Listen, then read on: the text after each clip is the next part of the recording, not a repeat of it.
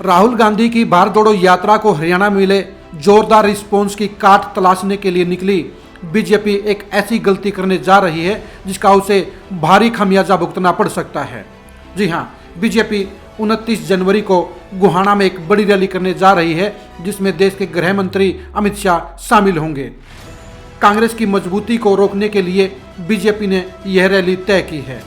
लेकिन क्या आपको पता है, गोहाना प्रदेश का एक ऐसा शहर है जो सियासी बलि लेने का काम करता है, जो सियासी समीकरण बिगाड़ने का काम करता है और जो रैली करने वाली पार्टी को भारी नुकसान करता है, रैली करने वाले नेता को भारी नुकसान करता है।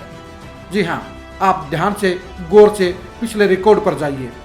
2018 में गोहाना में इनेलो ने रैली की।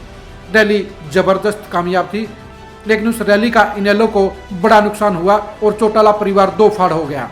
एक तरफ इनेलो रह गई तो दूसरी तरफ जेजेपी खड़ी हो गई। इनेलो गोहाना रैली के बाद हाशिए पर चले गई और जेजेपी आगे बढ़ गई। यानी गोहाना में रैली करना चौटाला परिवार और ओम प्रकाश चौटाला दोनों के लिए ही एक बड़ा नुकसानदायक झटका साबित हुआ और दोनों की सियासत को खत्म करने का काम कर गया। इसी तरह से 2019 के चुनाव में आप गौर से देखिए।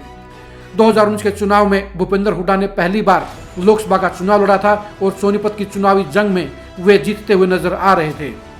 उन्होंने गोहाना में विजय संकल्प रैली का आयोजन किया। इस रैली में हजारों लोगों की भीड़ जुटी और यह लग रहा था कि रैली के बाद भूपेंद्र हुड्डा की जीत पक्की हो जाएगी, लेकिन हो गया उल्टा और भूपेंद्र हुड्डा सियासी शिकस्त का शिकार हो गए। भूपेंद्र हुड्डा ने सपने में भी नहीं सोचा होगा कि वे सोनीपत लोकसभा सीट का चुनाव हार जाएंगे। सोनीपत को अपना गढ़ मानते थे, लेकिन इस गढ़ में उन्हें 1.5 लाख से ज्यादा की हार की शिकस्त झेलनी पड़ी।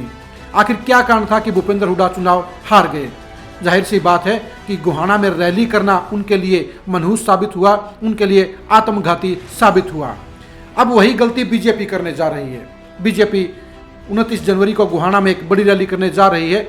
यह संसदीय क्षेत्र की रैली है, लेकिन इस रैली को राहुल गांधी की भारत जोड़ो यात्रा का जवाब माना जा रहा है और यह कहा जा रहा है कि भूपेंद्र हुड्डा के गढ़ में बड़ा शक्ति प्रदर्शन करके बीजेपी जहां भूपेंद्र हुड्डा को घेरने का काम करेगी, वहीं कांग्रेस के लिए रुकावटें खड़ी करने का काम करेगी।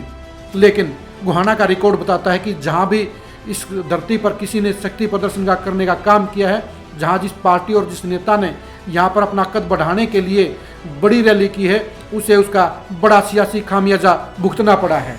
तो क्या ये मान लें कि बीजेपी भी जाने अनजाने में एक ऐसे सियासी चक्रव्यूह में फंसने जा रही है जिससे वह सफलता से निकल नहीं पाएगी, बल्कि उसका शिकार होकर उसे बड़ा सियासी नुकसान हो सकता है।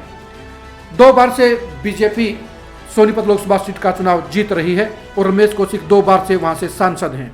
ऐसे में रमेश कौशिक की अगुवाई में सोनीपत के गोहाना में एक बड़ी रैली करना क्या बीजेपी के लिए आत्मघाती साबित नहीं होगा?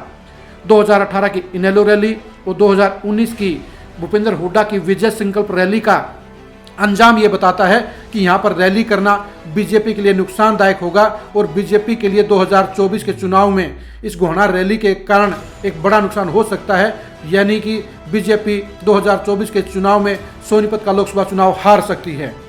बीजेपी के नेता इस बात पर शायद यकीन नहीं करेंगे, लेकिन उन्हें रैली करने से पहले ओम प्रकाश चौटाला की इनेलो और भूपेंद्र हुड्डा के 2019 के लोकसभा चुनाव का अंजाम जरूर देखना चाहिए।